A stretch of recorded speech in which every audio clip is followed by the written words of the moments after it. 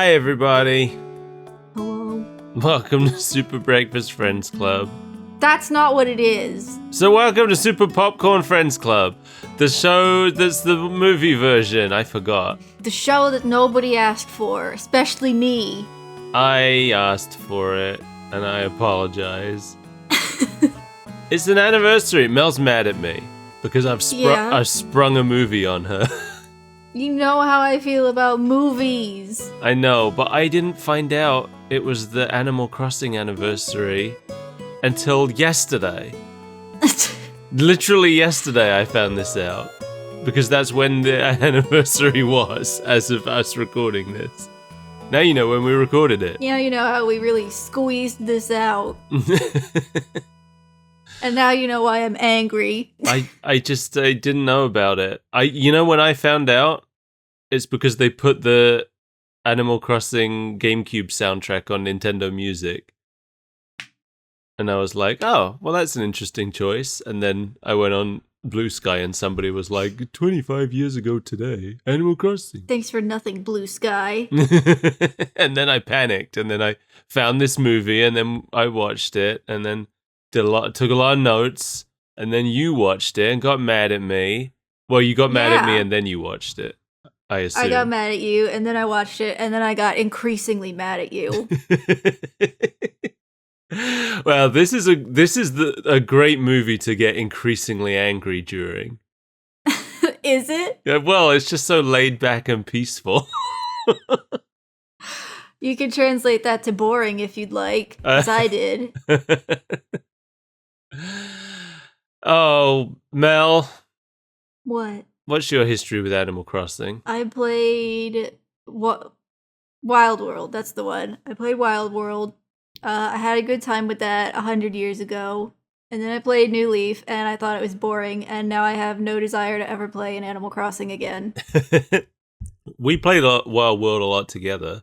Yeah, that's why it was fun. Yeah, I was going to say, I wonder if that colored your experience with it, because we never played New Leaf together.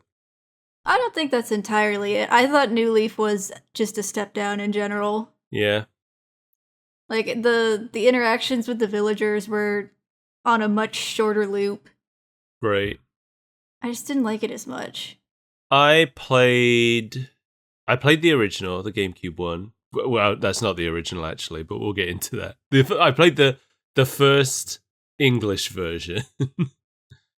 And then I played Wild World, obviously, if we played it together. I skipped City Folk. I was intending to skip New Leaf, but my girlfriend at the time bought it for me, specifically so that she could use me to farm items. Yeah, that sounds about right. I still didn't play very much of it, though. I didn't really like New Leaf that much. And then I played a hell of a lot of New Horizons. That was that's the first Animal Crossing I spent a lot of time with since Wild World.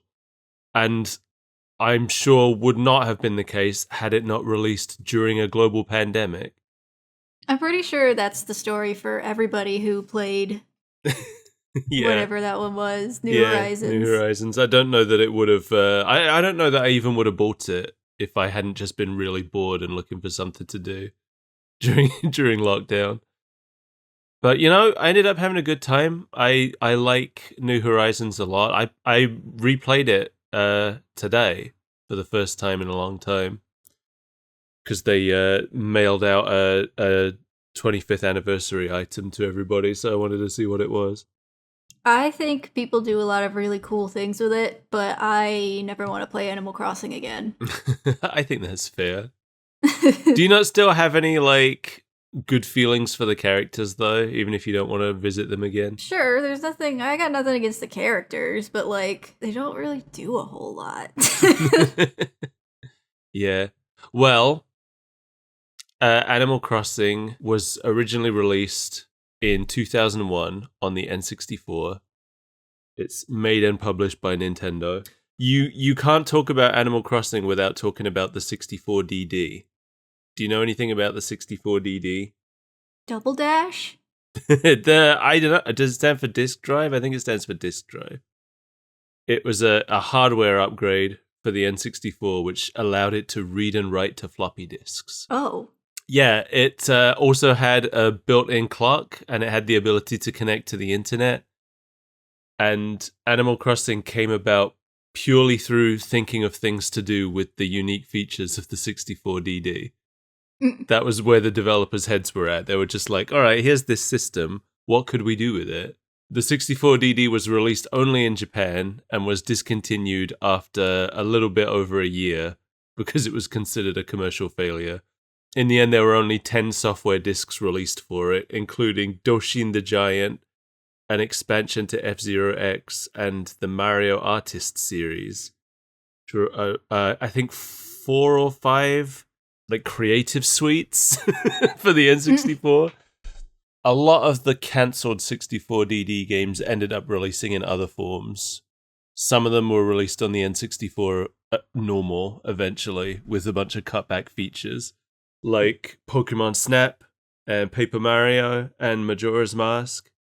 They were all supposed to be 64DD things originally. And some of them ended up releasing on later consoles like Cubivore, which eventually came out for the GameCube, Mother 3, which eventually came out for the Game Boy Advance, and Seaman, which eventually came out for the Dreamcast. Unfortunately for everyone. Yeah, but these were all 64DD projects, which I didn't know. I didn't know Seaman was supposed to be gracing our Nintendos.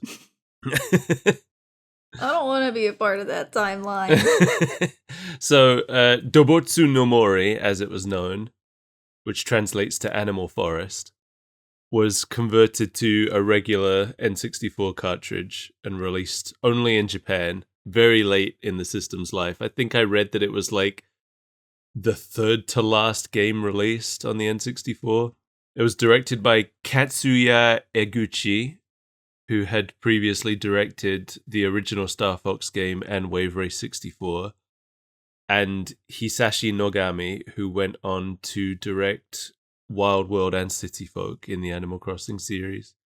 And the move to a cartridge forced them to drop a lot of their plans, including the dungeon crawling aspect that was originally intended as the game's primary gameplay loop. That's the only thing that would make it remain interesting. Yeah, I was thinking as I read that, Mel would still be playing them if they still had the dungeons. Probably. It'd be like a rune factory. Well, I was thinking it would basically be Stardew Valley at that point. True. Can't date anybody, though. That's true. Stardew Valley without the romance. Like, Animal Crossing's fine, but it gets boring. So boring. Yeah, when they had to cut the game back, Eguchi decided to focus mostly on the life sim aspects. He said that the game was inspired mostly by the loneliness he felt after moving to Tokyo. So he wanted everyone to feel lonely?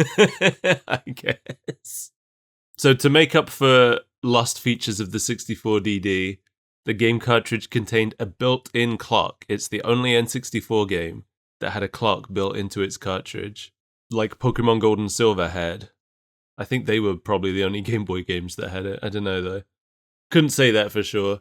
Because they had lost the rewritable floppy disks, you could use an N64 control pack that plugged into the back of the controller as like a big fat memory card, and that could save all the letters that you got and let you visit your friends' towns on other cartridges. So you would save your character to the control pack and then take it to your friend's house and visit their town. I see. The game was sold either alone or bundled with a controller pack for an extra 1,000 yen, which I assume was cheaper than buying a controller pack separately. And the controller pack that was bundled with the game contained a letter from Miyamoto containing 2 playable NES games and a random Totakeke song. Wow. Yeah. That would have made me want it. I never had a controller pack. No, me neither. I had a rumble pack and a memory pack. Well, I think the memory pack was the controller pack. Oh. Because I thought it was called the memory pack too, but when I looked it up, it was actually called the controller pack, apparently. Let me see. Okay, yeah. Yeah, okay.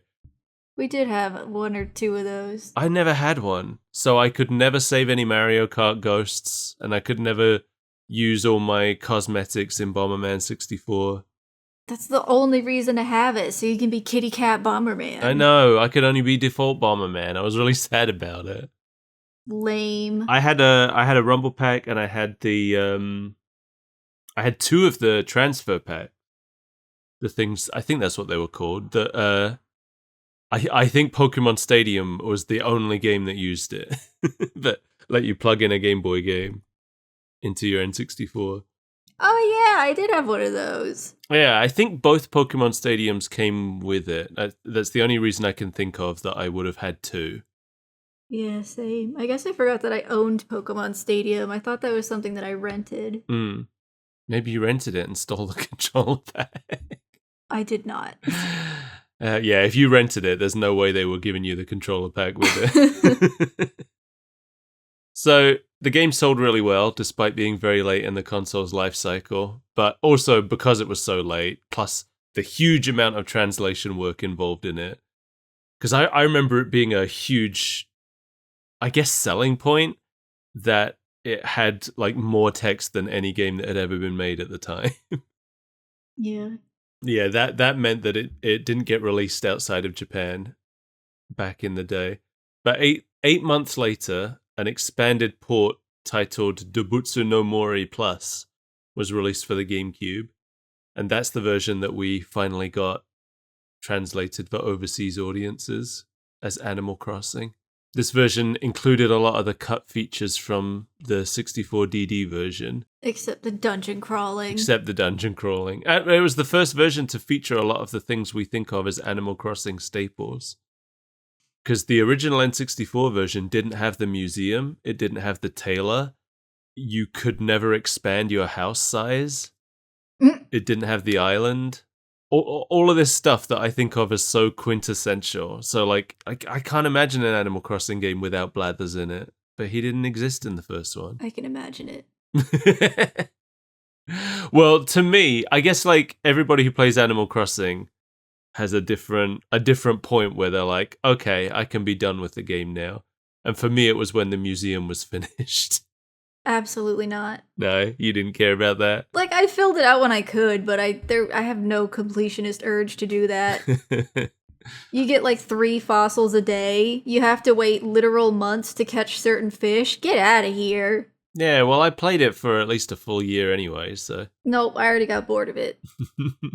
And back in the day, Red would only show up once a week, and he wouldn't even sell you a painting that you didn't have. Okay. Get out of my face. Okay, that's fair. I have actually never finished the art exhibit in any museum, but I've finished...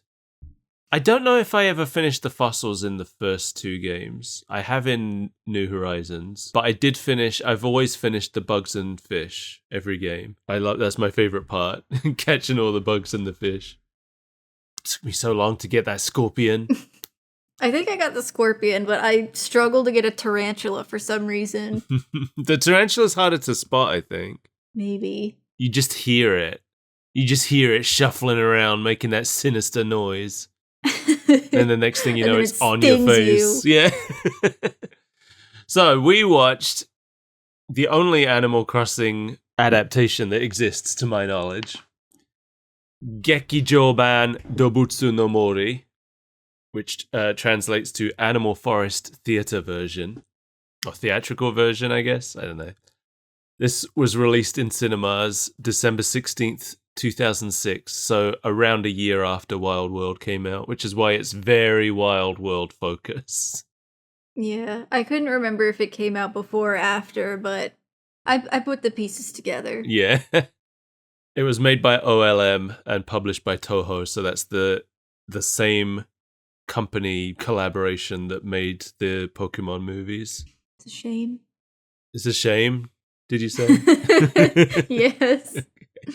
That's written by Aya Matsui, who wrote that Mystery Dungeon special we watched. I've had the Mystery Dungeon theme stuck in my head all day because I couldn't remember any Animal Crossing music and it just filled in.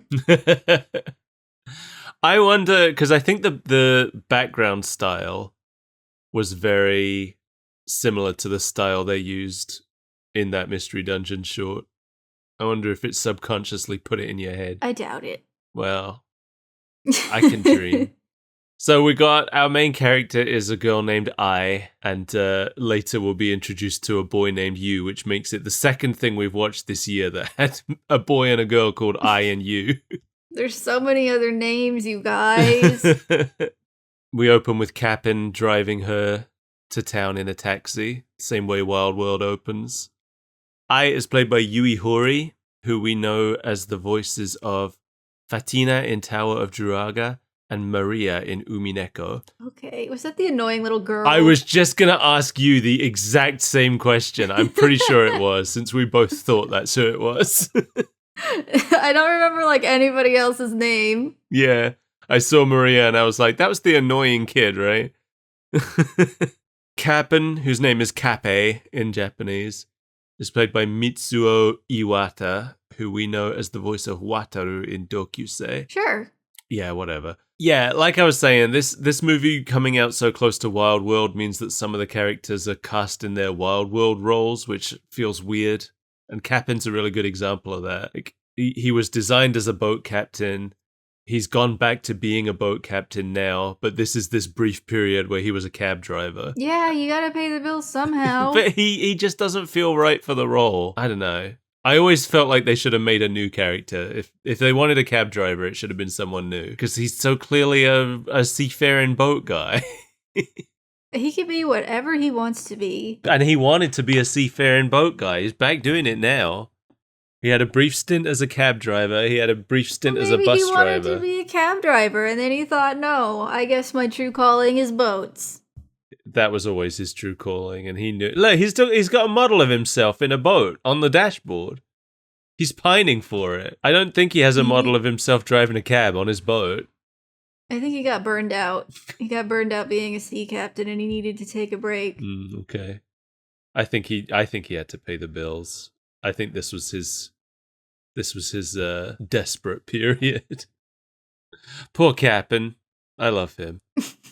Then why don't you marry him? Can you imagine how expensive this cab ride would be, by the way? All the way into the countryside? Yeah. She's presumably come all the way from the city. I don't want to think about it. No, me neither. So anyway, they drive through a tunnel. It's raining when they drive in, but when they come out the other side, it's a beautiful sunny day. She's been spirited away to the animal forest. I didn't even think about that. The wind is going in. Yeah. The Wild World theme starts playing over the title.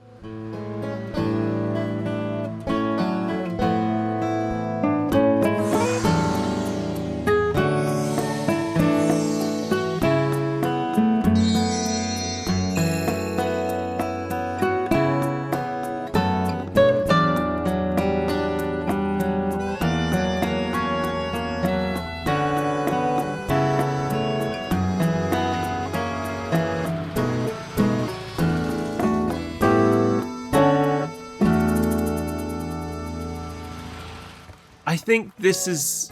I prefer the original Animal Crossing theme. That's the one that starts with just a drum, and then it's like...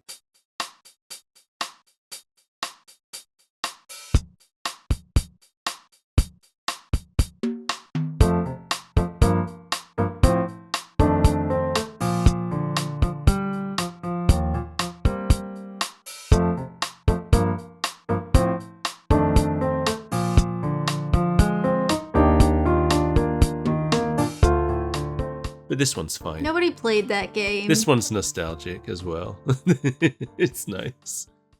There's a lot of music from the game in this. Kazumi Totake is actually credited for the music. I don't know if he actually did it himself or if they've just credited him because they've used so many of his melodies. That would be my guess. Because, like, anything that you see in this anime that has its own theme in the game, I mean, it's here. よろしくお願いします。私はペリコと申します。事前に連絡をいただいたので、準備はすっかり整っているんです。どうぞご自由にご覧になってだなも。何を探しているだなも。いや私。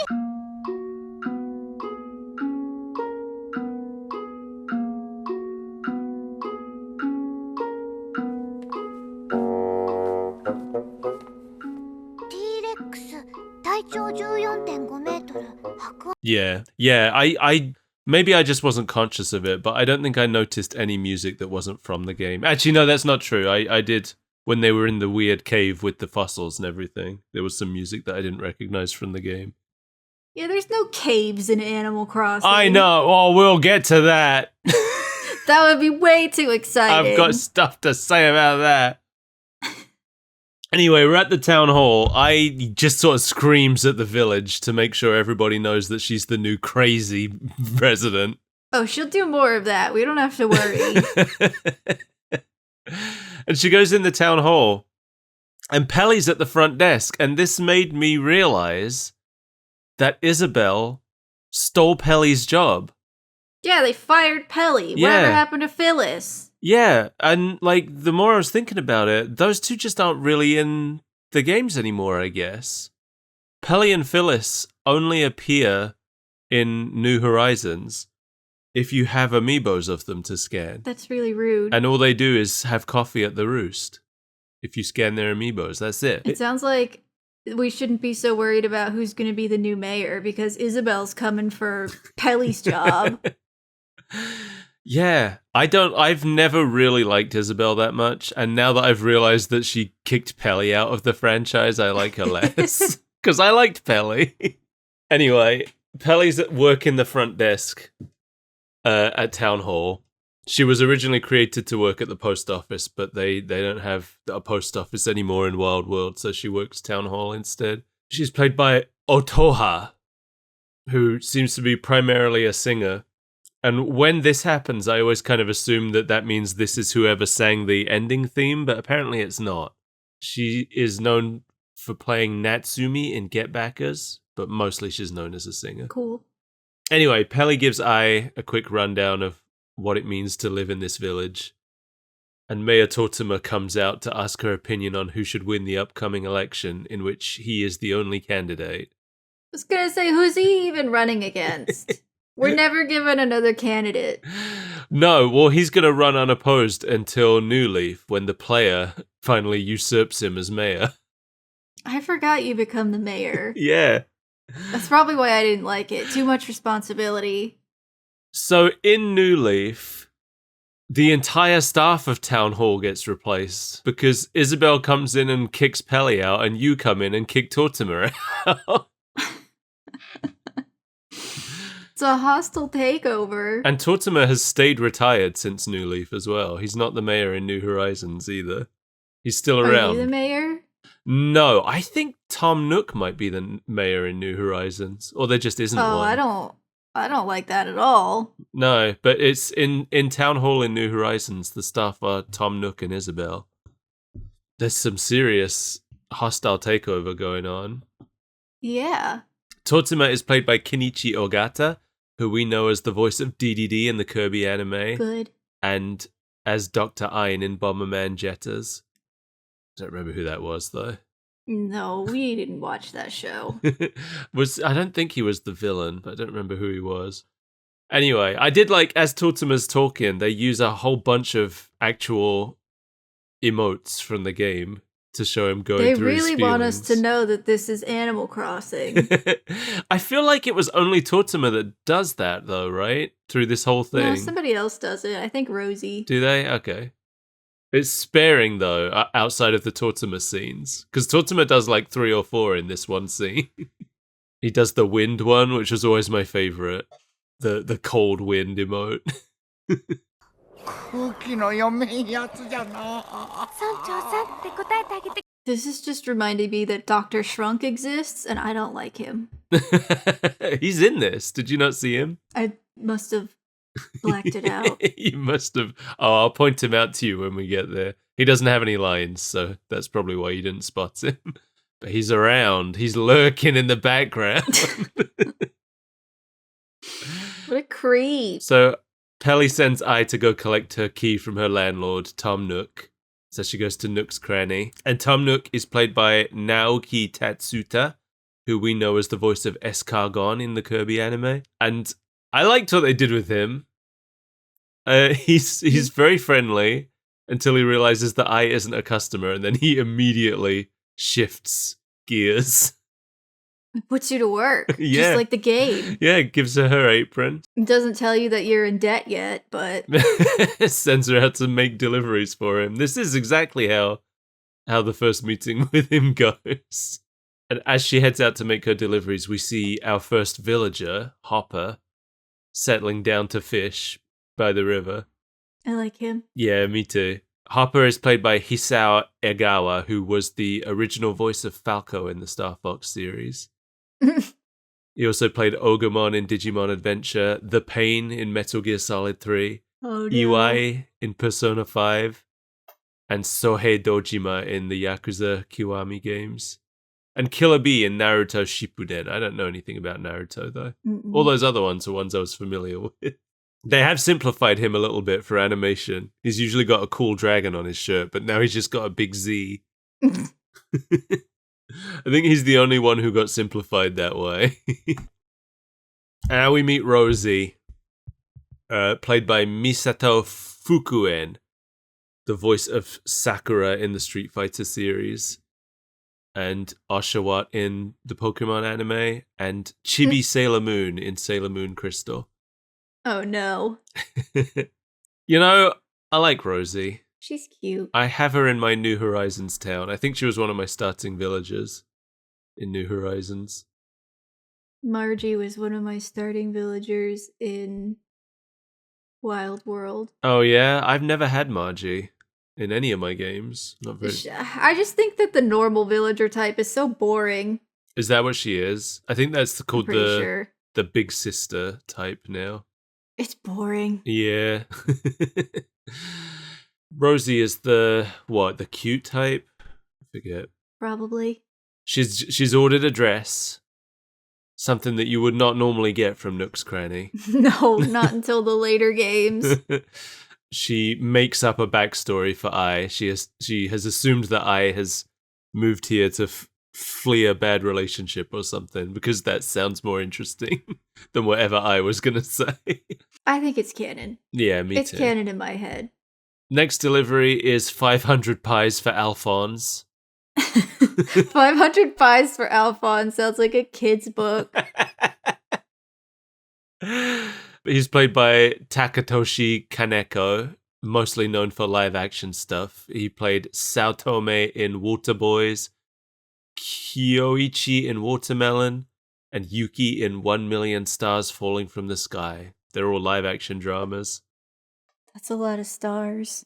I was wondering if they would keep his Mario shirt, because, you know, they got the Animal Crossing license. That doesn't mean they have the Mario license. But he's got it. He's wearing his Mario shirt. They could just pretend it's just the letter M. Yeah. I guess so. He's a lazy villager, I guess. I've never had Alphonse either. He's not particularly lazy in this show. No, the only reason I suspect he's a lazy villager is because he's ordered 500 pies and he's asleep when he opens the door. Story of your life. But in this show, he's also clearly best friends with our other player character, Yu, who appears right here, dressed as a ninja and chasing a peacock butterfly. Yu is played by Yu Kobayashi, who we know as the voice of Kanon in Umineko. Sure. And yeah, I don't remember which one that is. As Yu runs through, Alphonse grabs his bug net and chases after him, leaving his house open and his package outside. Oh, I remember Canon now. Which one's Kanon? The ambiguous gendered. I'll post a picture. Oh, okay. Yeah, I don't remember the deal, but yeah. Didn't they have like a twin or something? I don't know. Me neither. Maybe we should watch more of that show. I want to read it, but that's a big commitment. Yeah, I remember how long you spent reading Higurashi. And this one's longer. Is it? I didn't know that. It's, I believe, the longest visual novel. Oh, yeah, I did know that. Yeah, wow. Well, good luck with that. And I've heard the final chapter isn't great. Oh. So it's like you spend over 100 hours reading, and for what? Maybe you just don't read the final chapter. Make up your own ending. Maybe. Well, now, first of all, I just want to say, because Alphonse left his door open and his package outside, I takes it in for him. I would have 100% just left it where it was. I thought you were going to say I've eaten the pies. Well, maybe one. Did we hear what kind of pies they were? No. Just pie in general. We can assume it's cherry pies, because that's what this entire movie is about, apparently. Yeah. Now we get my favorite of the introduction scenes when Whitney is introduced. She's pretty cool. Do you have a crush on a wolf lady? No, I just think she's cool. She's reading a book under a tree near a waterfall outside her house. I thought she was going to be, sort of cold and aloof in the beginning, but she's pretty nice to her. This ended up being my favorite introduction. Yeah, I always start off not liking snooty villagers because they're mean to you. Yeah. I think, I usually don't like snooty ones, but the way that Whitney's been written here comes across more cool than snooty, I think. She's played by Yurika Hino, who plays Dee Vasquez in Ace Attorney. Okay. And Mei Terumi in Naruto. And after meeting her, I begins to question her sexuality. Don't we all? We all saw it. And this is where Champ runs by dragging a tire behind him. And I guess he's the jock villager of this town. We don't see a lot of him. He was Whitney and Champ actually were both new villagers in Wild World. Or I think all the other villager characters in this show already existed, but those two were new ones at the time. Champ is played by Yasuhiro Takato, who played Artemis in Sailor Moon, Elecmon in Digimon Adventure, and tons of characters in One Piece. I don't know anything about One Piece, so I don't know which characters were the important ones that he played. No. But he played 15 different ones. And now we're introduced to the Able sisters, Mabel and Sable. What's the third one named again? Label. She didn't exist yet. Okay. I think she was introduced in New Leaf, or maybe City Folk. Yeah, I'm actually not sure. I think New Leaf? New Leaf. I don't remember. New Leaf was the first time I saw her. Yeah. But maybe that's why I'm thinking that. Yeah, but I skipped City Folk as well, so I don't know. I don't know if she was in that one. I know that the skunk guy, Kix, I know he was added in City Folk. He's cute. Yeah, he's one of my favorites. Anyway, Mabel is played by Saori Hattori, who has a nice rhyming name, and I literally couldn't find out anything about her other than that she was in this. And Sable is played by Mari Adachi, who played Misato in Dokusei 2, and is the Japanese voice of Wonder Woman. Okay. And this is where Margie comes in as well, as Aya's admiring the clothes. Margie is played by Fumiko Orikasa, who we know as the voice of Chie in Higurashi, and she also played Red's Pikachu in Pokemon Generations, but you've only heard us talk about that if you're on the Patreon, so... Yeah, Margie's here dropping off a new design she's created, which I thought that was cute, because this is something the player can do in the games, but I've never thought of a villager doing it. Villagers don't really have any aspirations. Lazy villagers love to eat. Is that an aspiration? I don't think so. I think anything can be an aspiration if you want it hard enough. Lazy villagers want to eat and sleep. Jocks want to exercise. I don't know what anybody else wants. Exactly. It would be nice if they had more. I remember in the GameCube one, there was a lot more. They don't do it anymore, but you'd get a lot of little side quests from your villagers, where they'd be like, "Hey, I've lost my Game Boy. Can you figure out who has my Game Boy?" And they'd send you running around all over town asking people who has their Game Boy. I think there's just too many villagers. Yeah. Yeah. There used to be more. That's something I learned today. I didn't know this. In most of the newer games, your town maxes out at 10 villagers. But in the original, it was 15. You've never had a larger town than you did on the GameCube. which is wild. Oh, I don't mean in your town. I just mean in general. Oh, well, I think that's important so that every player has a different... Yeah, but then it's going for quantity over quality, and that's where it gets boring to me. Right. Well, you know what I think? I think more villagers is good, but I think there should also be more personality types, because that's where it starts to get boring. When you've got 10 villagers and like, what is there, 8 personality types? So you're gonna end up like that. You're gonna end up with 2 villagers at least who have the same personalities as 2 others. I had 2 grumpy villagers in Wild World, and they were my favorite villagers. Yeah, I do usually like the grumpy ones. I think most of my favorites tend to be the lazy ones, though. I like lazy ones too, but Grumpy's always been my favorite. Rocco and Static were my favorite villagers. I'm trying to think who my favorites are in my New Horizons town. And I think it is I can't remember their name. They're both blue. One's a lazy rhino and the other one's a jock eagle. A Jeagle? Yeah, I can't think what their names are, but I love those guys. They're my best friends. So anyway, it's sunset and I finally gets to see her new house for the first time. And I kind of expected it to be a dump, if I'm honest. Yeah, because every time I get a new house, there's a cardboard box in a 2x2 room. Yeah. So that's what I was expecting, but she's getting a house that's already fairly upgraded, it looks like. But a spider drops on her from a tree as she's running to it, and then Yu shows up to catch it. And Yu tells her that she's from another village nearby. He doesn't live in this village, but he comes here to play a lot, which is... Imagine if someone could just invade your village. Well, oh, you mean like when you haven't opened the gate? Yeah. Yeah. Like this is Dark Souls and somebody's just invaded your world. Yeah, because they clearly are trying to like adapt the multiplayer mechanic here, but yeah, she didn't invite him. She didn't have Copper and Booker open her town gate to allow visitors.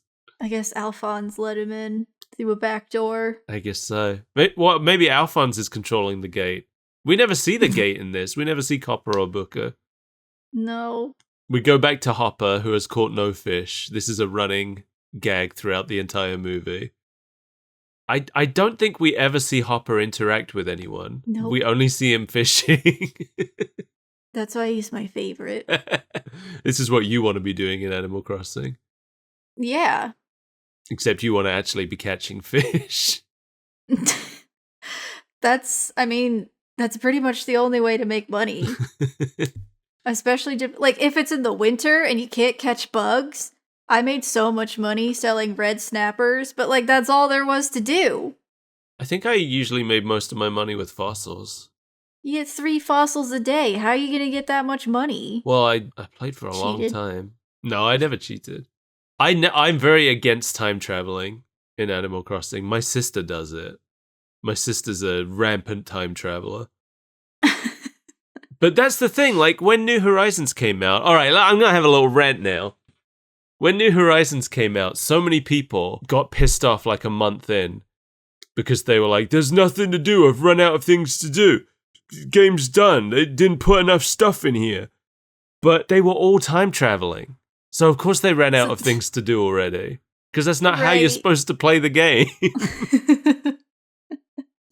Like, if you do all of the daily stuff and then you immediately time travel to the next day, yeah, you're going to be done with Animal Crossing in about a month. You're supposed to play it for like an hour a day.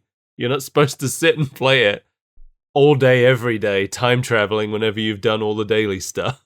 You're supposed to do Halloween on Halloween. Yeah. And Christmas on Christmas. That's like, that's the fun of it. I don't understand time traveling. But at the same time, like, I often could not do Halloween on Halloween because I had a life.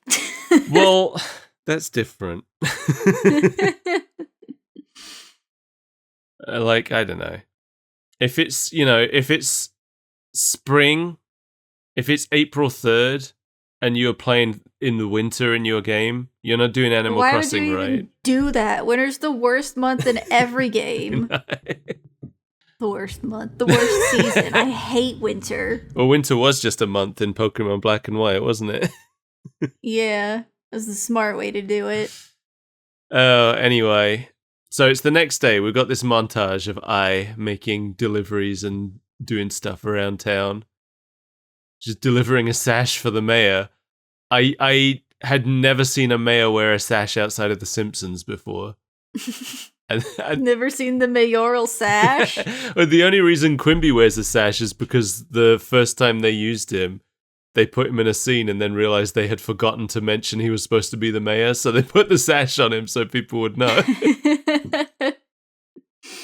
Maybe it's the same thing here.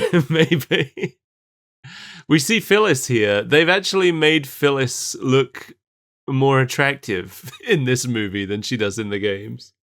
It's really rude. I always interpreted Phyllis as an ugly pelican. Wow. I'm sorry, but I did. But here in this movie, she's pretty cute.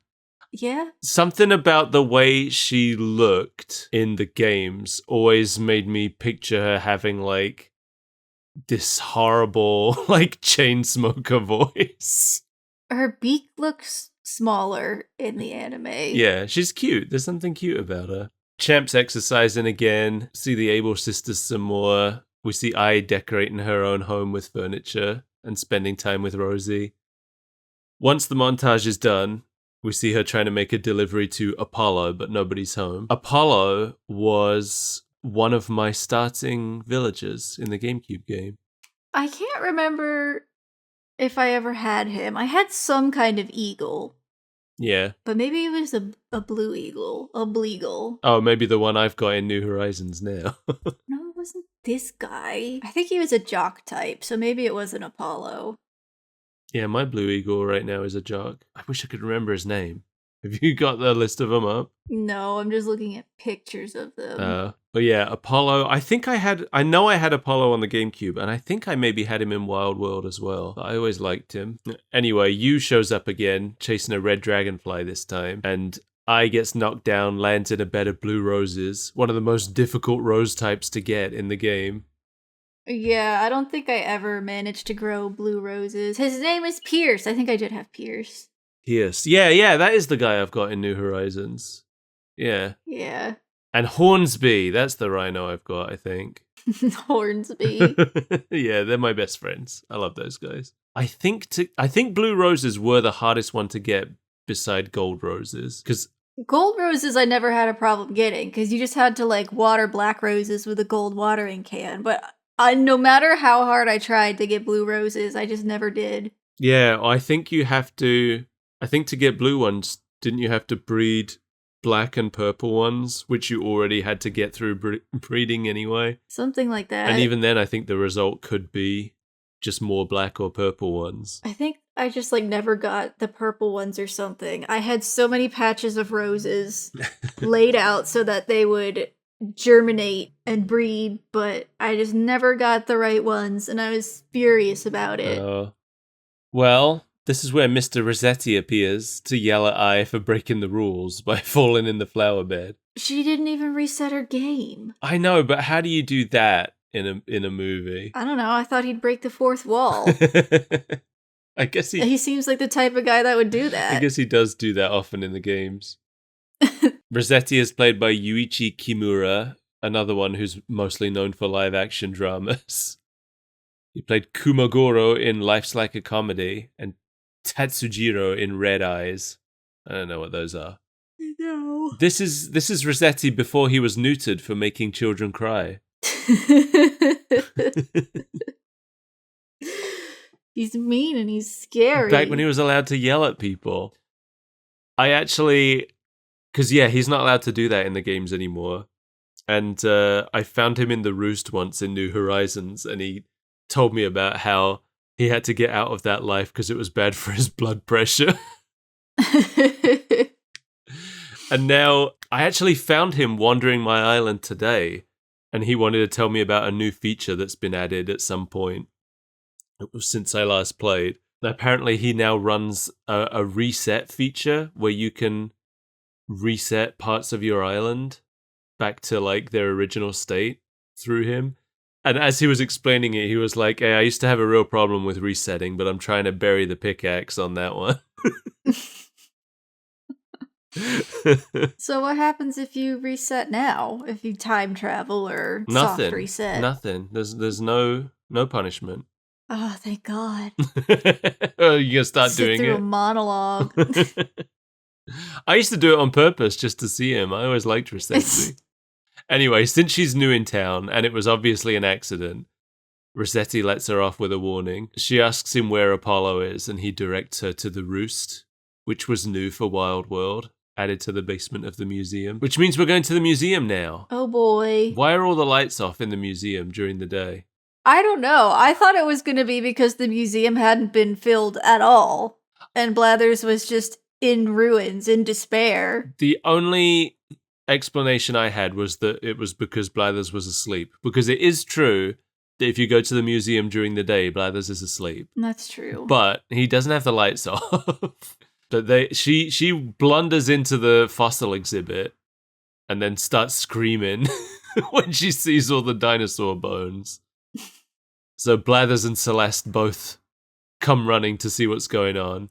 Blathers is played by Kape Yamaguchi, who we know as the voice of Light in Twinbee Paradise, and Hifumi in Danganronpa, and Todd in Pokemon, and Green Bomber in Bomberman Biederman Bakugaiden.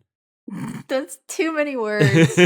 And Celeste is played by Mika Kanai, who we know as Sarah from the Sonic OVA.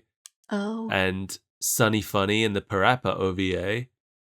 Satoko in Higurashi. Oh. And I forget how this was pronounced. Was it like Arche in Tales of Fantasia? The magic girl? Yeah, Archie or something. Yeah. So there's two voices that we know from a bunch of things. So Blathers was added to Animal Crossing in the GameCube version when the museum was added. But Celeste was another new character for Wild World, and she was there to let you create constellations for your town. Remember that? I think I might have done it once, and then I was like, wow, okay, I'm done. It was a feature that really only made sense on the DS, because on Wild World, whenever you were running around in your town, it always showed the sky on the top screen. So during the night, you could actually see the constellations you'd made. But no other Animal Crossing game has done that. One of your constellations infected my world. Do you remember what it was? Starman. Like from Mario? Yeah. Oh, I don't remember.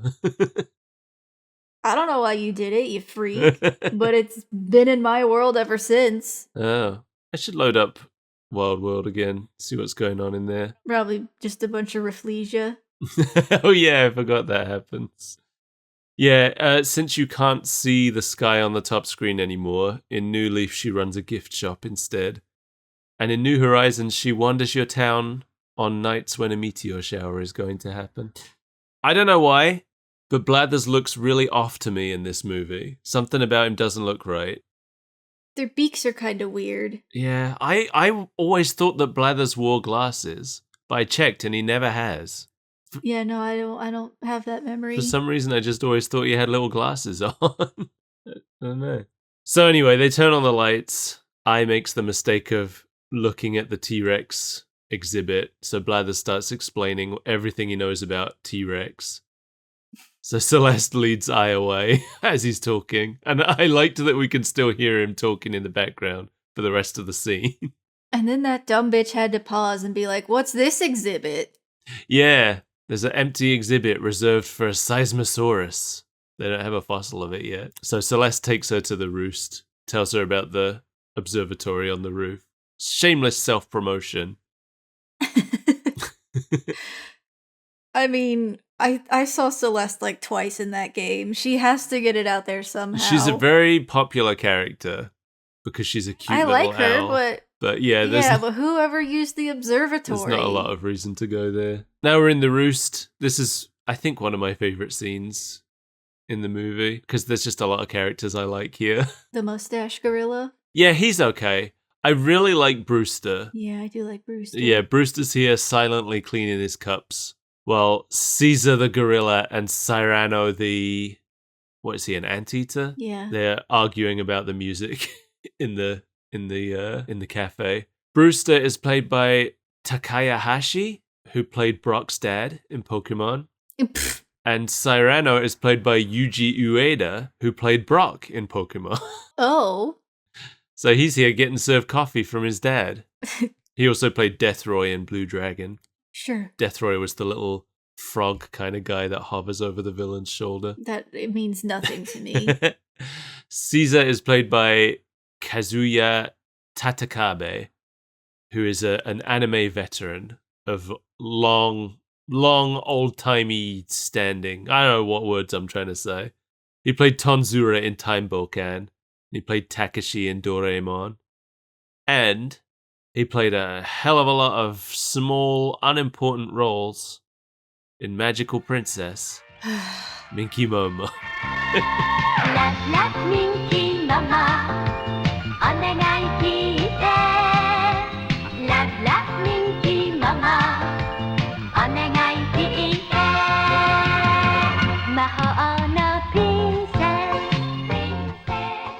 All roads lead to Minky. Is that why she got hit by a truck? Probably. It's not my fault. Every road just led there. It's like playing Frogger over there.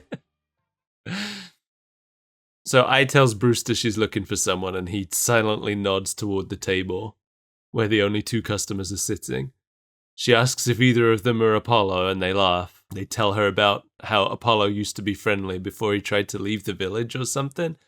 There's a whole backstory going on with Apollo and Whitney. Yeah, we never learn about it. We only really get context clues about what happened. What I pieced together is they used to be friends, and then they briefly had a relationship, and it ruined the friendship, and now they both kind of feel bad about it. And that seems to be Apollo's problem through this whole movie. He's struggling with that. It feels extremely out of place. It does, especially since there's never any romance of any kind in the games. Yeah. The closest you ever get to romance in Animal Crossing is when two characters are introduced who are already married. Like Cap'n and his wife. In fact, that might even be the only one. I can't think of another example off the top of my head. Copper and Booker. They're married.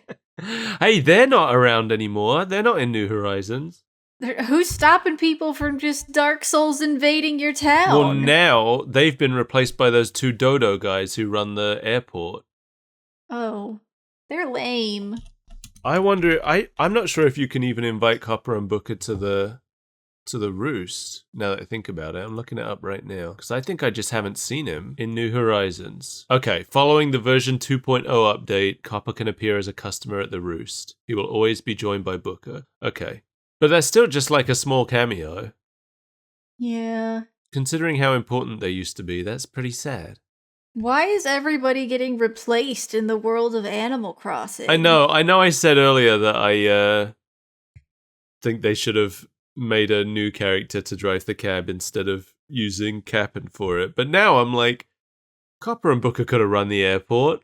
Did we need those dodos? No.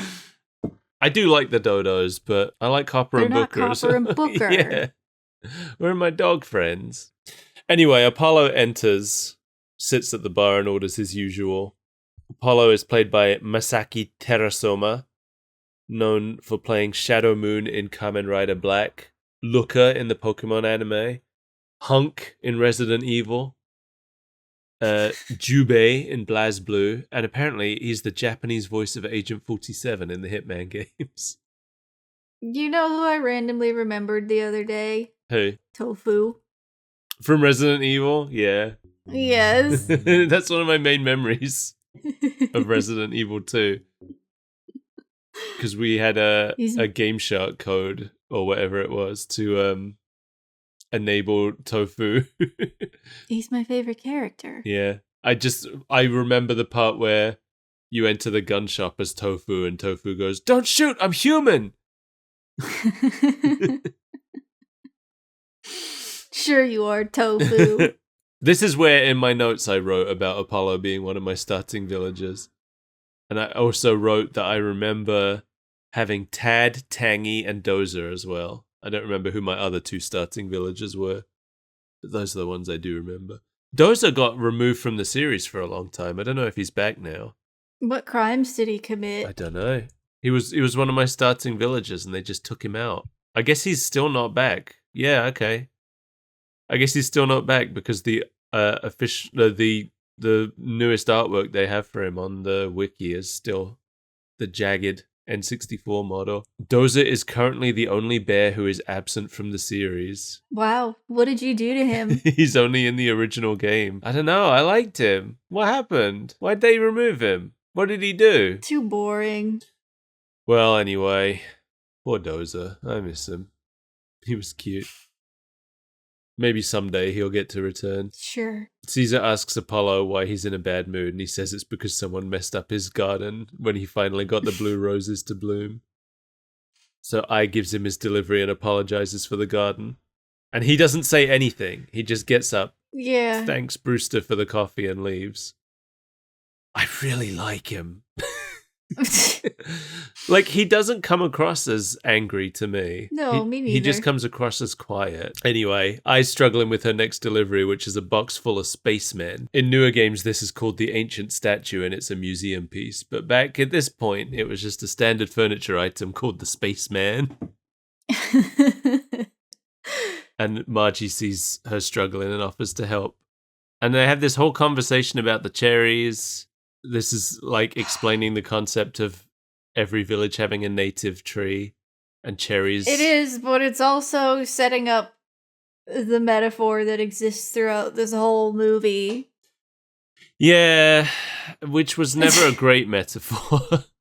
No, and I don't think our protagonist ever finds it. No. I don't. The whole thing is like I need to process it. What it was like a cherry pie. It's like eating a cherry pie is like using your talent, and if you don't use your talent, you don't get to eat a cherry pie or something. Yeah, but then it also morphed into cherry pie, just kind of being keyword for having a dream. Yeah, It's weird. I don't know. It was weird.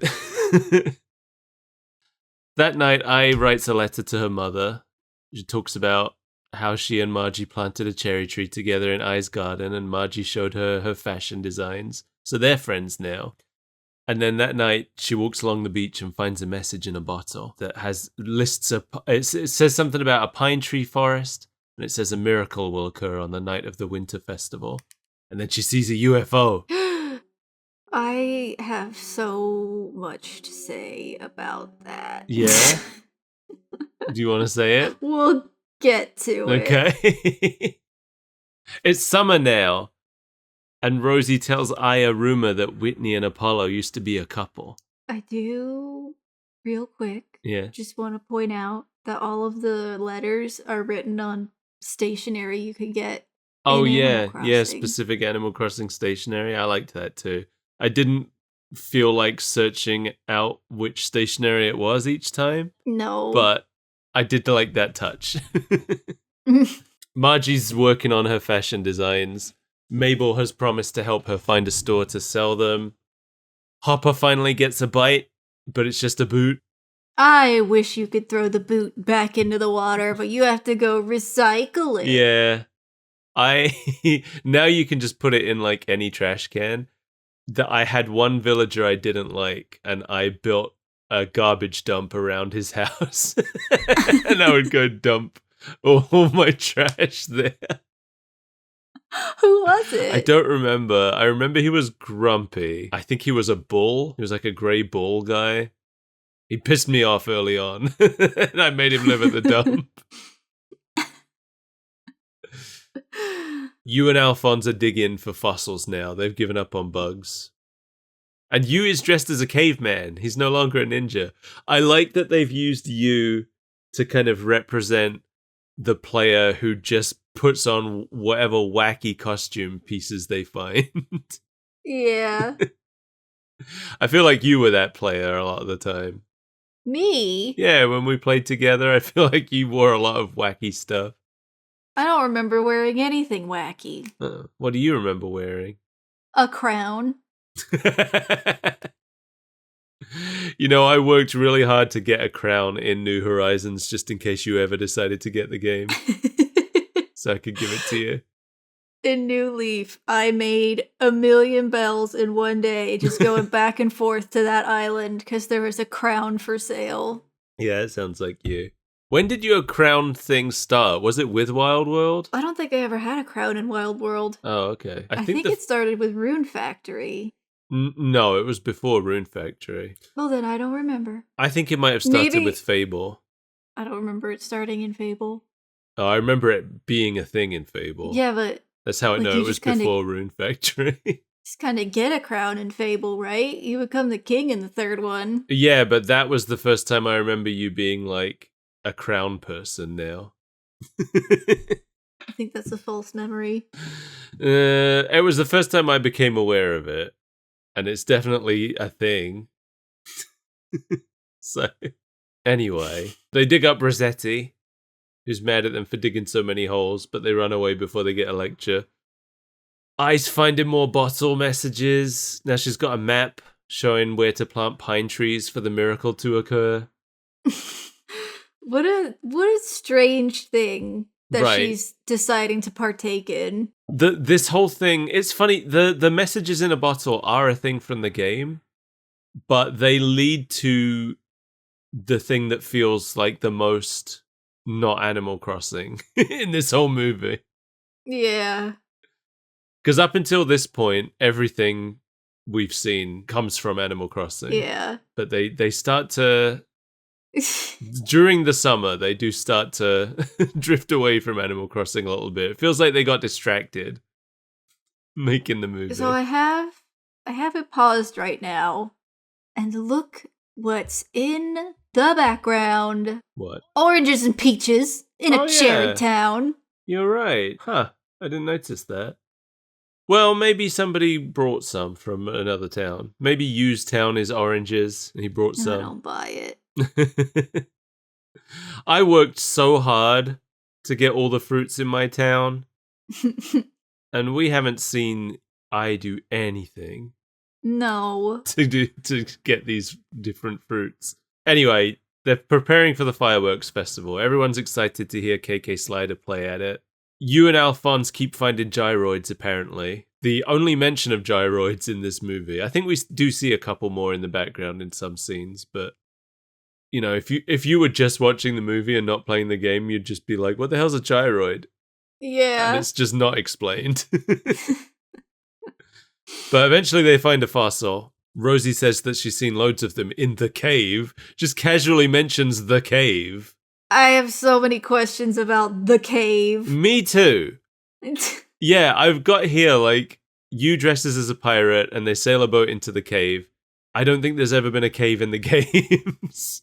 How did Rosie know that there were ammonites in a cave if you have to take a boat to get in there? And then later in the movie, you don't have to take a boat to get in there?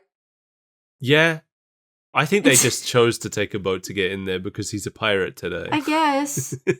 But like when they exit the cave, the exit is much more accessible than this entrance they take. It is, but it's also, it feels like one of those cave entrances that's clearly designed to be a one-way trip. So like you're supposed to go in the waterway and then you jump down into town from the exit. Except they go back in through that exit later on. Do they? It feels like they found another one that was lower down. No, it's definitely supposed to be the same one because they're clearing out the same boulders. It's supposed to be, but like it's at ground level. Oh, right. Well, I'll blame that on the writers.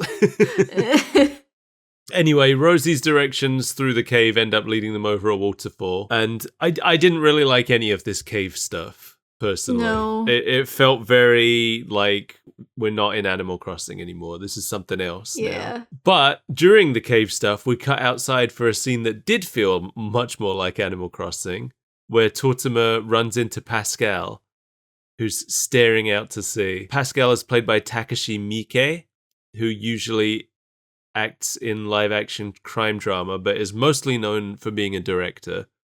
He directed 13 Assassins, Ichi the Killer, and Visitor Q, among a bunch Itchy of other the Scratcher. things. What? Itchy the Itchy Scratcher? the Scratcher. You're stupid. You're stupid. So, Pascal, I'm pretty sure this Pascal scene just exists because he was another new Wild World character. I forgot what he did. Did he give you furniture, like sea furniture? Yeah, he basically did exactly what he does here, except he would hand you a piece of furniture before leaping into the ocean. Right. He would say some weird philosophical phrase, give you some furniture, and then dive into the ocean. Never to be seen again. Yeah, until next week. And this little scene with Tortimo bumping into Pascal made me wish that the movie had a lot more of this. Have you ever seen My Neighbors the Yamadas? No. It's a Studio Ghibli movie. And it is basically, it's a whole movie that is just a bunch of little short stories about this family, little slice of life things. And I love it. And I think this would have been better being like that. Like, they could have still had this overarching plot, but I would have liked to have seen a lot of little skits like this one. You want Animal Crossing steamed hams. Yeah! 22 short films about Animal Crossing. I'd watch that. Yeah. Back in the cave, the boat has run aground, but they found a motherload of fossils. They're all ammonites, which I don't think are worth very much. Well, yeah, they're all giants. They're all ammonites and a complete seismosaurus. Right. But too bad a cave-in starts and they just barely escape. For some reason, it becomes the crumbliest rock wall in the summer. You touch it and it just collapses. I'm amazed, like, it all caved in like this, but when they have to go back in later, it seems fine.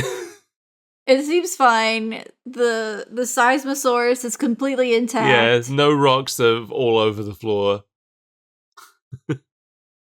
It's almost like only the entrance was blocked and nothing else mattered. Anyway, at the festival, everyone's waiting for KK Slider to show up. Margie was inspired by the fossil to make a new design, and she requests KK Bossa, which I guess is her favorite KK song. I guess. Do you have a favorite KK song? I don't remember them. It's been 50 years since I played an Animal Crossing. My favorite is KK Soul. Yeah, you told me that like every other day. Yeah, but I really love the version of it that was on the Club Nintendo Luigi album from... Yeah, you sent me that like 20 years ago. Yeah, it's like 20 years old. It's a really good song.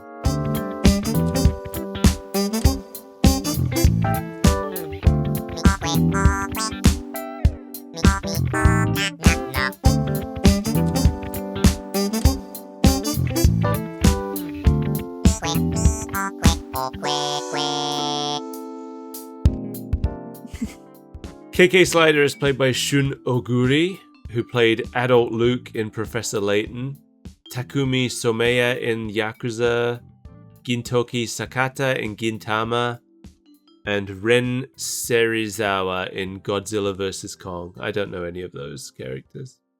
I don't even know the Yakuza one. Fake Yakuza fan. KK says that he used to play at the station, but now he plays at the Roost on Saturdays. And that's true. He's telling the truth on both counts. And he plays the real song from the game using the real nonsense noises that he makes in the game. But they put lyrics... I didn't expect anything different. Yeah, they put lyrics on screen to the song, so it's like he's singing in a different language.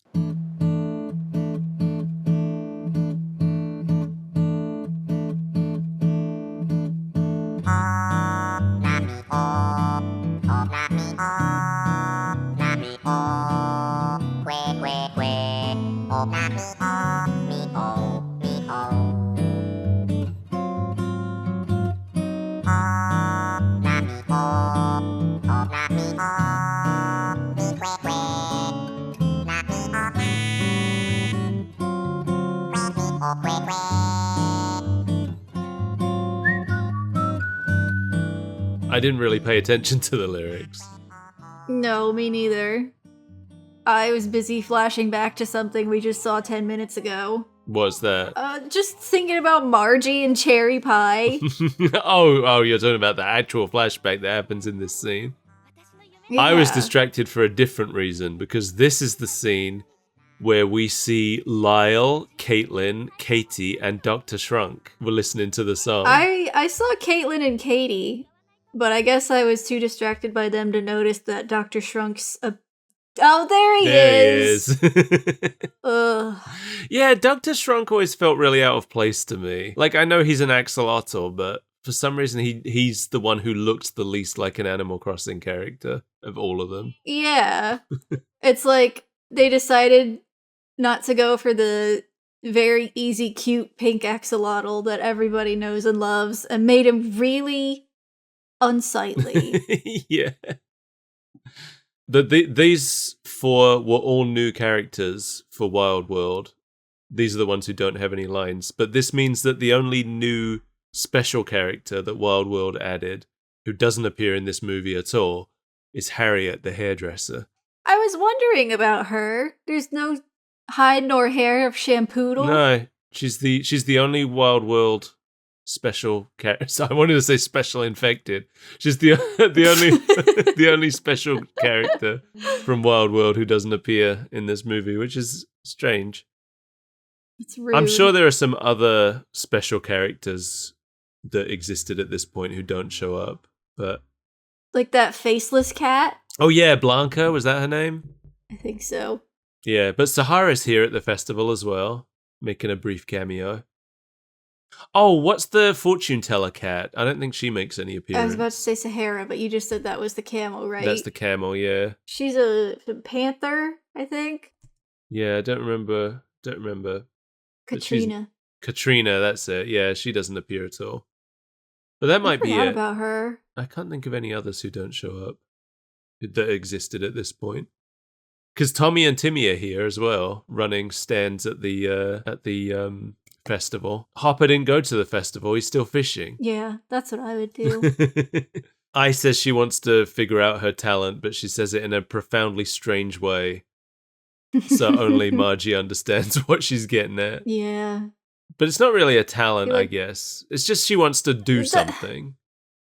Yeah, that's why the metaphor gets so confused. She just wants to have a goal. Yeah. Meanwhile, you, wearing another new costume, is being sold a dud slingshot by Crazy Red.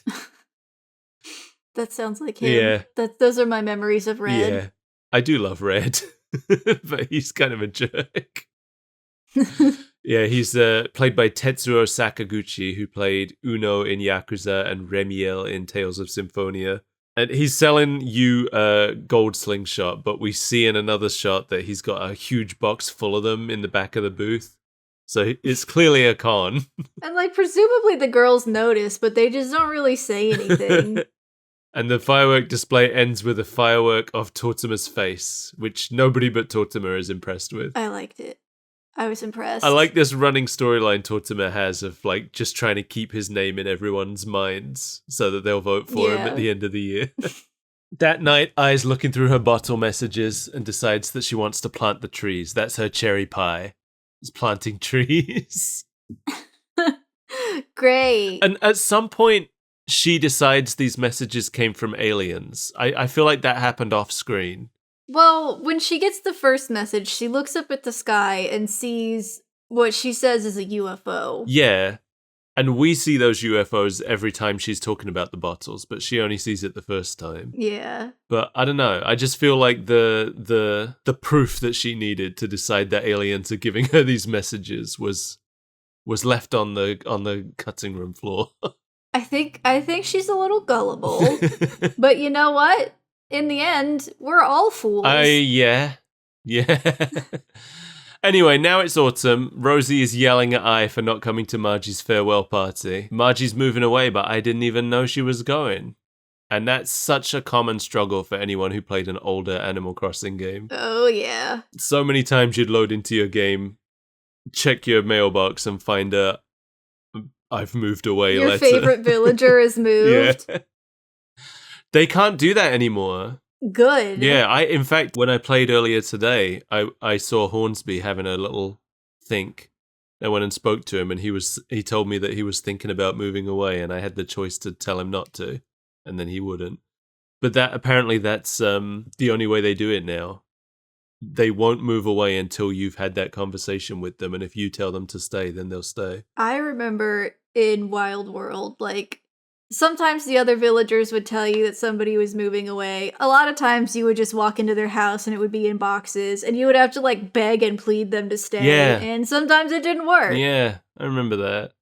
I think in the GameCube one, you just couldn't stop them. I could be wrong. Maybe I just didn't know how, but...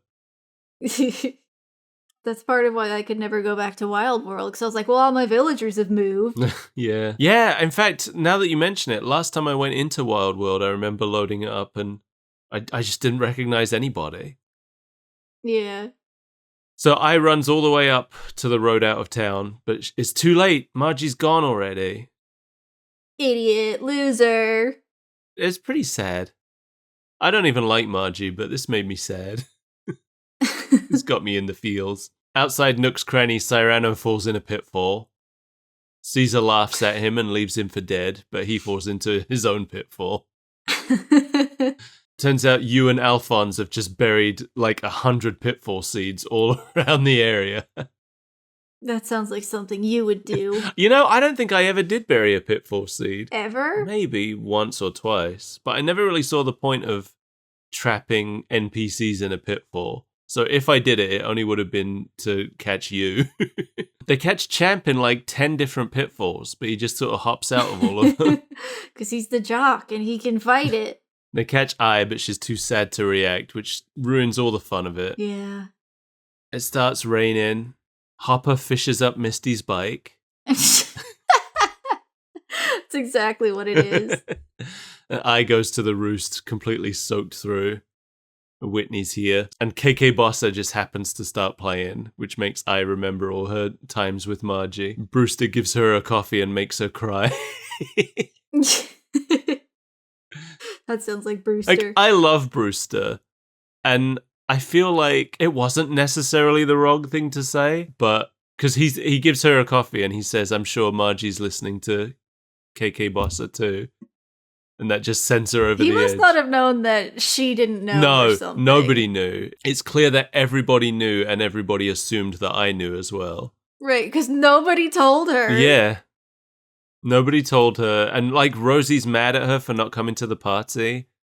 It does suck that they had a going away party and nobody invited I. That's pretty shitty, really. And, like, we find out later, Margie's like, I didn't want to cry and be sad on my new journey. It's like, so leaving everybody else, you didn't feel anything? No, I celebrated with everyone except you, because I thought you'd bring down the mood of the party.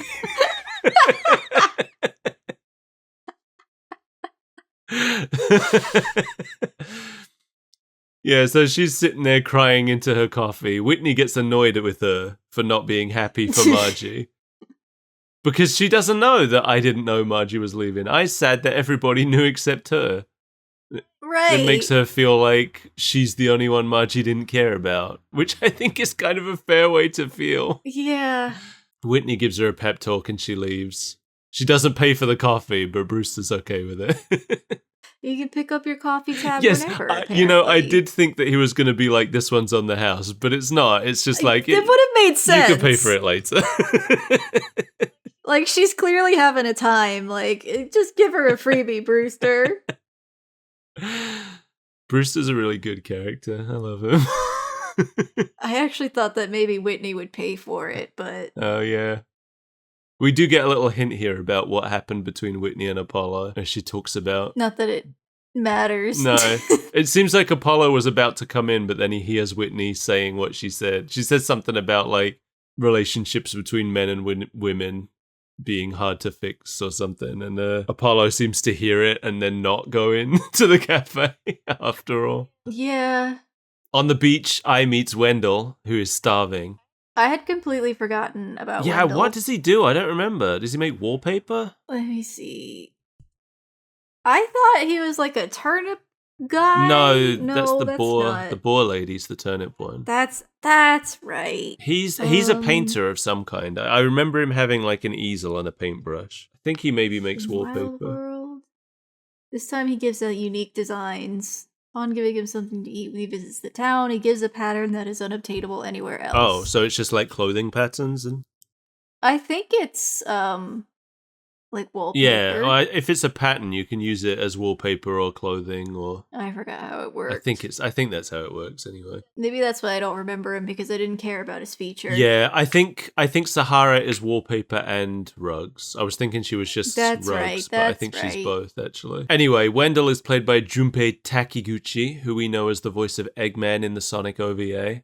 And Ai takes this strange walrus that she's never met to her house and gives him a huge plate of onigiri and just sort of gazes happily at him as he eats. How does she have so many onigiri just on hand? I don't know. That's a good question.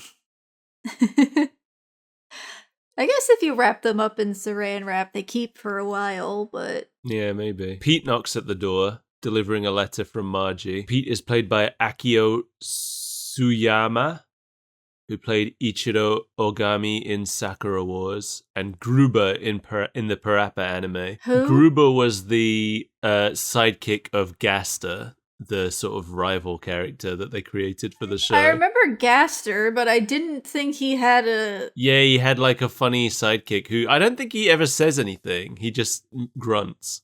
Okay, I'm looking at him now and he's not ringing a single bell, but sure. Pete's another character who's pretty much gone from the games now. They just put all the pelicans out of work. Yeah. They could have run the airport. Yeah. Why couldn't they have run the airport? We didn't need these dodos. These losers. Anyway, when Ai turns around, Wendell has made a run for it. Into the night like a freak. I'm assuming he thought this was a restaurant and this is him skipping out on the bill. We just don't see him again. It's so strange. Anyway, it's a letter from Margie apologizing for not saying goodbye, saying she would have been too sad. And she sends her a photo of herself, which is something that happens in the game when you reach best friends level with a villager. They give you their picture. I'm pretty sure I reached best friends level with Dottie like the first day. Wow. In New Horizons, aside from the handful of villagers I decided I wanted to keep forever, that was always my, okay, you can go now. Like, I've got your picture, I'm putting it in my house, you can leave town now. But then there's so many villagers and you don't have space and you have such limited closet storage. Oh, you got so much closet storage now in New Horizons. Good, because there wasn't enough in the old games. Yeah, no, there's absolutely tons now. Because then you'd have events where, like, you'd get items that you couldn't special order. So what are you supposed to do with all that? Yeah, and also, like, in New Horizons, you can put stuff outside as well, so that also gives you a lot more storage options. True. So, yeah. I just found this screenshot of Dottie. Remember when villagers could be mean? No, I miss it, though. Mel has sent me a screenshot of Dottie saying, I hope you go to jail and that your stupid house is torn down. And she's like a cute villager, so that makes it even better. Yeah. So Rosie comes by to apologize for yelling earlier, and Ai shows her the letter. And then a meteor shower starts, and they watch it together and think about Margie, who presumably can't see it, wherever she is. He's presumably dead. Now it's winter. Boo. Ai's running somewhere. Rosie's decorating her house for the winter festival. I don't remember if this winter festival actually existed. No, me neither. It feels like it's trying to do like the happy, what is it? The house association, Happy you know? Home Academy, I think? That's, yeah, where they give you, like, they rate your house and give you trophies if you did God, good. they sneak into your house in the middle of the night and you just wake up to a scathing review. I think it's the hated cockroaches that do it. I liked Champ just sort of exercising his way through a snowdrift. Yeah, just plowing through. Rossetti's putting up the Christmas lights, complaining about all the extra pine trees this year, giving him more work. Wondering who planted them all. We know who planted them all. Little freak. And the mayor announces the start of the winter festival. Whoever has the best decorations will be the winner, and also don't forget to vote for the mayor. This is where Phyllis has her one line, complaining about his blatant advertising. I think she has 2 lines, because Does the she? first time she said something, I noticed the subs went out of their way to give her, like, her snarky comment at the end that would always be in gray font and parentheses. Oh, yeah. I think this was the first. Maybe She there's definitely... another. Okay, this Oh. was the first, but I think she does have another one. Yes, you're right. She says something about Gulliver as well later on, I think, when he shows up.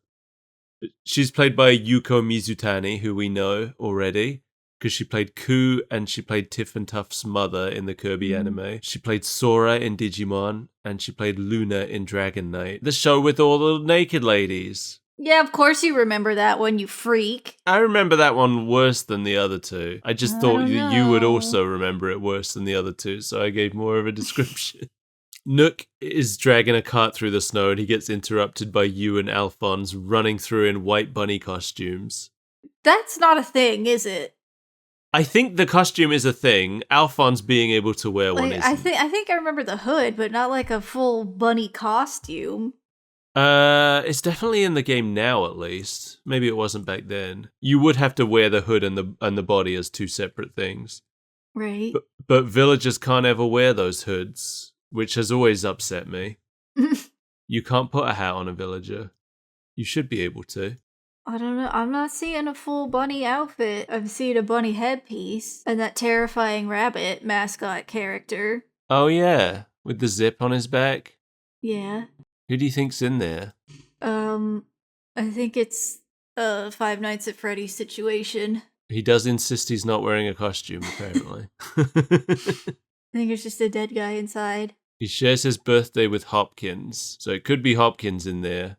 Oh, I used to have Hopkins in my town, actually. I don't think I do anymore. Never seen this man in my life. I swear there's a bunny costume now.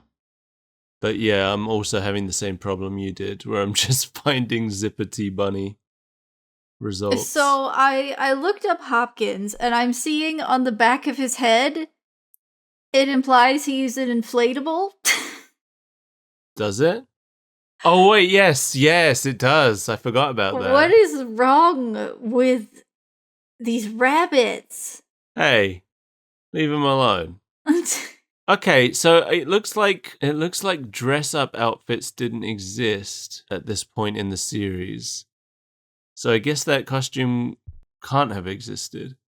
I told you. You said I was crazy. All the clothing in Wild World was just tops, hats, and accessories. Yeah, There weren't you couldn't any even pants. make dresses. Yeah, you can even have pants. What about that? Just Peter Pantsless. Yeah, well, I guess so. Guess that's the way it was. So maybe this is the legacy of this show. Sure. Anyway, Hopper catches a moai head in the river. Always glad to be updated on his exploits. I got a chuckle out of that. So Ai's checking on her trees, waiting for the winter festival miracle that she was promised. And as night falls and the lights come on, she goes to stargaze with Celeste, who's apparently been helping her with the project. And Celeste assures her that even though it sounds far-fetched, it's possible that aliens did all this. She's just being an enabler. I think she's just glad that someone has come to the observatory. Probably. But I looks through the telescope and sees a UFO crashing. Everybody in town heads towards the crash site, and the ship opens up, and Gulliver steps out. Yay, Gulliver! He was my favorite character in this. I like Gulliver. I didn't realize how much I liked him until I saw him in this. Apparently his name in Japan is Johnny, and I guess that's why he speaks a lot of English here, because it's implied that he's foreign. Yeah, I definitely picked up on that from his weird accent. Yeah. Yes! Hello, Chikyu no minasan. I guess that's something that doesn't really translate to the English version. I think they made him talk weird, but like I think he just sort of talks like a pirate usually, or a sailor or something. a pirate or a sailor when he's an alien? Yeah. I'm talking about in the series in general. Oh. I don't think they really changed his speech patterns when they made him an alien. I got a lot to say about that. First of all, Gulliver is played by Wataru Takagi, who we know as the voice of Suezo in Monster Rancher. Yay! And I think he was also the water Pokemon trainer in the first Pokemon movie. Oh, yeah. So Gulliver was created as a sailor who'd wash up on the beach, and he has returned to being a sailor who'd wash up on the beach. But in Wild World, he was an alien for some reason. Well, because you had to use your slingshot to shoot him out of the sky. But that's like reverse engineering the reason. Yeah, well, it gave you something to do with it. It could have been an alien. It's again, like, why wasn't it a new character? Because aliens aren't real. Okay, so for some reason, he's an alien in Wild World. And yeah, he'd fly across the top screen rarely. And if you shot him down with the slingshot, you could meet him. They never explained why he's an alien for that one game, as far as I know. Although, apparently, in some of the newer games, you know, when you had to talk to him a few times to get him to wake up when you find him on the beach. Or I guess maybe you don't know. Have you ever seen him on the beach? Probably. I mean, you still have to wake him up. Oh, okay. I don't know if he's been on the beach, but like you have to talk to him a few times. Well, one of the things he can say now in the newer ones is, "No, please don't make me go back to space." Yeah, he claims to be an alien. Rosie calls him a liar. He asks the villagers to help him find the 5 parts of his ship that broke off when he crashed, which is what you do when he crashes in the game. Yeah. So everybody splits up to search for the parts. I like that he tells them he needs them to get back to his home planet, but first he slips and says that he still needs to pay back the bank loan for the ship. Aliens can have bank loans, you don't know. So everyone splits off to find parts. Yu is sure that he saw one fall into the cave. I think he just wants to go back in the cave. I think so too. But they can't move the boulders that are blocking the entrance now, but Margie shows up and does it, because she has the holiday off work and she came to visit. She's the only strength build character in this whole village. She's also the only person with a job in Animal Crossing. The Able sisters have jobs. Okay, she's the only villager with a job in Animal Crossing. Okay. Do you think that's what it is? They all leave town when they get jobs? It's just an unemployed village.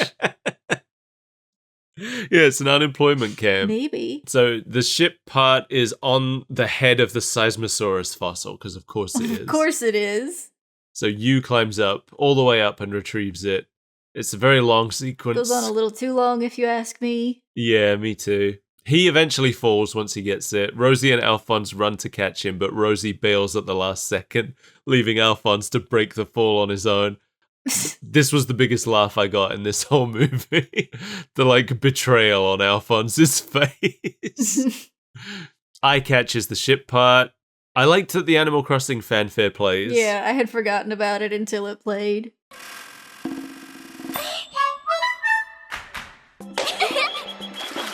Yeah, it's cute. I always liked that little fanfare. So Yu pulls Alphonse out of the water, takes off his bunny hood and compliments Ai's catch. And everyone's staring at him because this is the first time we've actually seen Yu's full face and hair, ever. First time we've seen it in the movies. First time even Alphonse hasn't seen it before.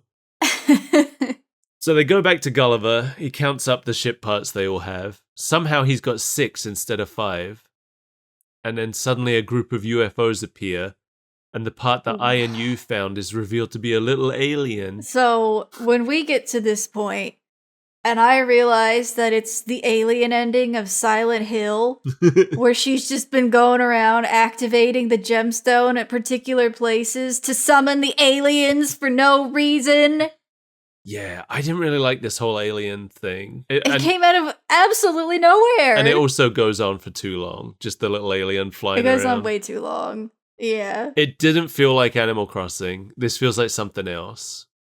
It was weird. All the cave parts feel like something else. This alien part feels like something else. I don't know why they did it. No.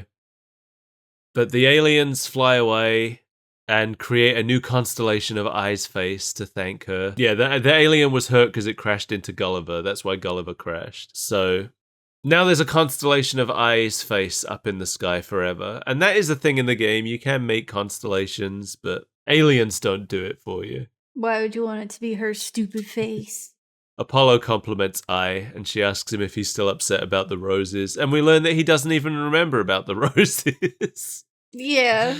She thought for the whole movie that he was mad at her because he always seems upset. And he apologizes to her for it. They don't even interact beyond that first time. No. This is the second time they've interacted, and she just thinks that he hates her. Well, she did mention during the summer that she thinks he's still mad at her because every time she sees him, he seems upset. But he just says resting bitch face. oh, he's just upset because he is still in love with Whitney, I think. I think that's what it is. Right, he's got his own life and his own problems. Get over yourself. As he's making peace with Ai that he didn't know he needed to make, Whitney watches them and smiles. And everyone, for some reason, agrees that Ai should win the contest despite doing nothing. She lit up the entire sky. All right, accidentally. listen. I've got some problems here with the fact that Ai is the hero of all of this, because all she did was plant trees. Yeah. Use the one who climbed up the fossil, risking his life to get the ship piece, and all she did was catch it. Rossetti is the one that put lights on all the trees. Yeah. She planted the trees, sure. She didn't even do that alone because we saw that she had help. So, but I don't know, she's treated as the hero here. Right. I don't get it either. I think I would have much preferred if her cherry pie had been making the town nice. Because that's what you do in Animal Crossing. You make the town nice for everybody. Right. I assumed that the Christmas miracle was going to be like Margie's dream coming true, or they finally fill out the museum. But that is just something that happens during the credits. Yeah. Anyway, the election is happening now. Tortimer announces the results of the election. Everyone forgot to vote. So, except Tortimer. So Tortimer wins by a single vote, his own. It's the closest election there's ever been. Gulliver thanks everybody and flies away. Nobody understands what he was doing. And this was another big laugh I got, actually. I think this was my favorite gag in the movie. As he's flying away, he laments all the effort he spent placing those message bottles so that he could make a cool entrance, only to be upstaged by real aliens. And then he tries to wipe away some sweat from his head, but he can't because it's inside his helmet. And I thought that was really funny. Stupid. And that's the end. Over the credits, we see some events of... is this all next summer? I think this... spring, rather. I think these might all be happening in spring of the next year. Nook's Cranny has become Nook and Go. Blathers and Rossetti are excavating the Seismosaurus, which I guess nobody told them about. Like, they found it in the summer and they didn't tell them about it until now. Ai has helped Apollo grow a huge garden of blue roses. Hopper finally catches a fish, but it's tiny. And somebody leaves a bouquet of blue roses at Whitney's door. I bet it was Caesar. And then we see that Margie creates a new design inspired by the constellation, and everybody in town starts wearing it. And that was cute. Because that's like a gameplay thing. You make a design and put it in the store, your villagers will all start wearing it. The credit song is a vocal version of the Wild World theme called Mori e Iko, which means let's go to the forest. And it was pretty cute. I didn't think it was as good as the regular version of the Wild World theme. I kind of skipped around through it because this is a long, boring movie. It was performed by Teiko Onuki, a popular city pop artist from the 70s and 80s. せせらぎ流れてゆく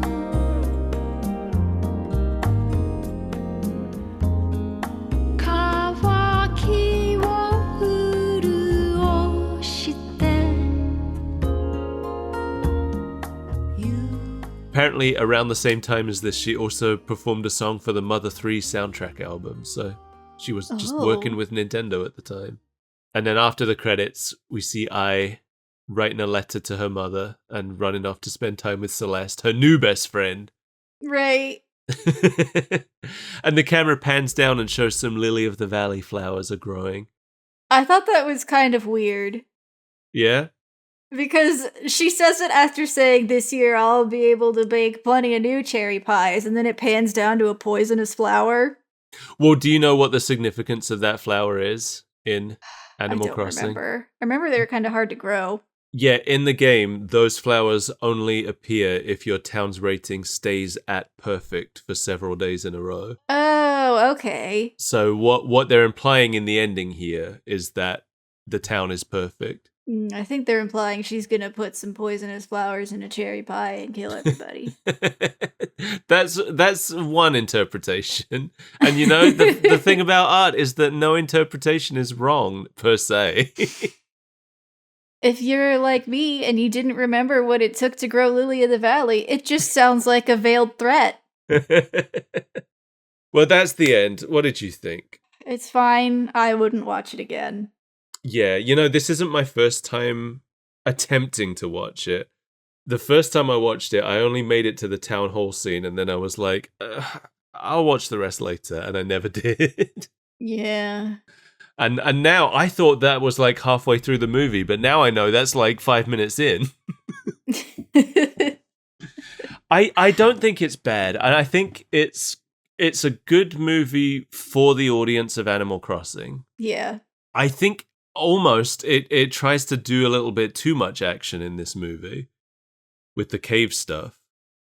Like that stuff doesn't seem necessary to me, but it seems like they're trying to put a little bit of adventure in the movie that isn't present in the game. I don't think it was necessary, and I don't think it really adds what they wanted it to. I think it's cute. I think it's a bad movie. I think if they had I actually try to win the Winter Festival rather than winning it by mistake trying to meet aliens, that would have felt more like an Animal Crossing movie. Right. But yeah, like I said earlier, I think if I think about what I want from an Animal Crossing movie, it's more of that slice of life stuff that we got little tastes of. Right. More of Hopper fishing, Tortimer meeting Pascal, people falling in pitfalls. Those were the parts of this that I really liked. Gulliver before the aliens. Yeah, I would have liked Sailor Gulliver washing up on the beach. That could have been fun. Yeah, I just feel like there's a lot.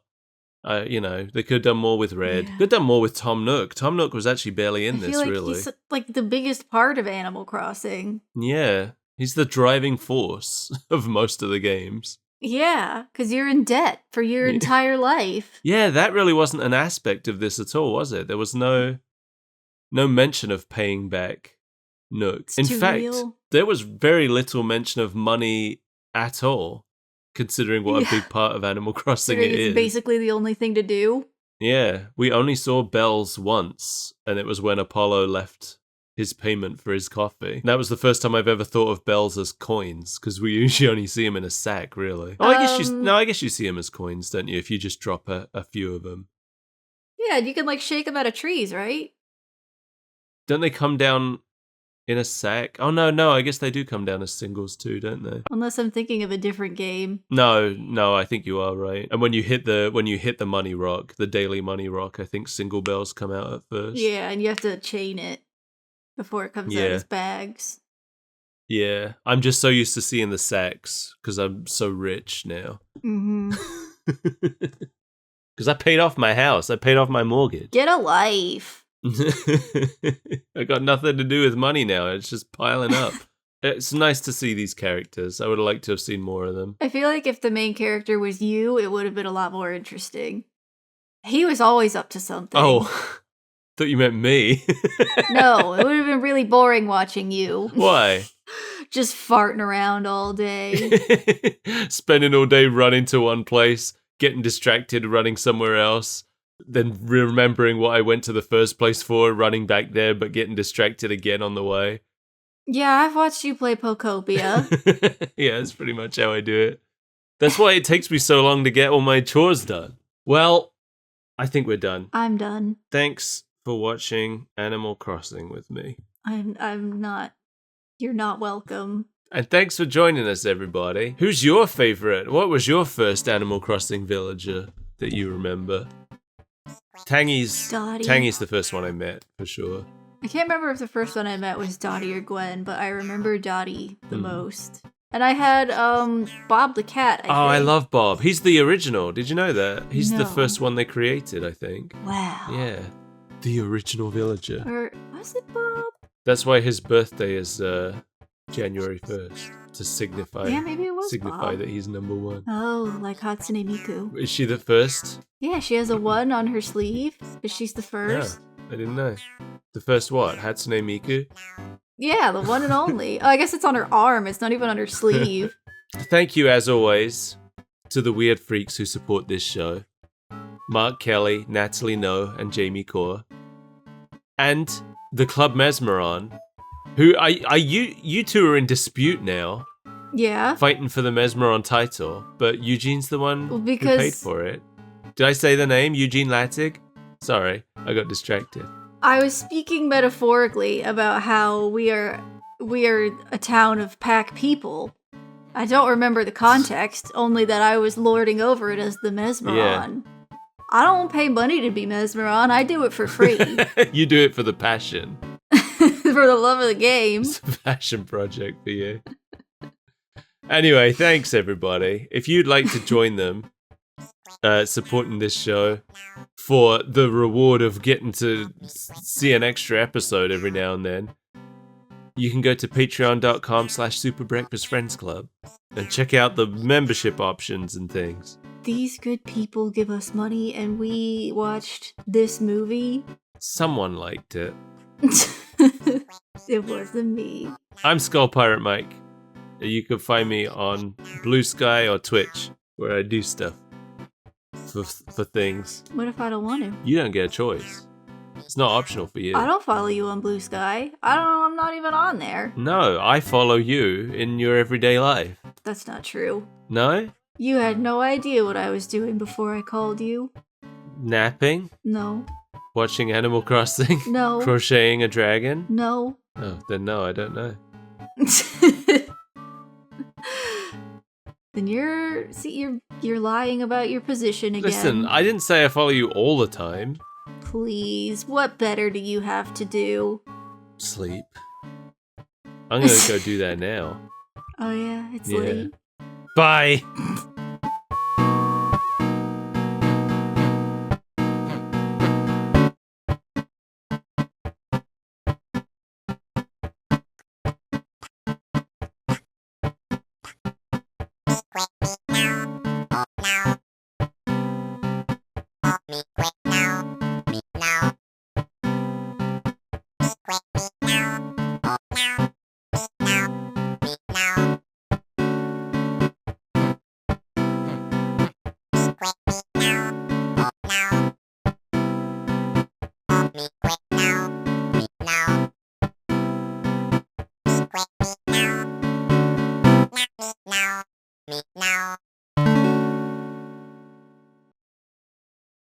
I'm very sleepy. Well, this is your fault for making us watch a movie. Yeah.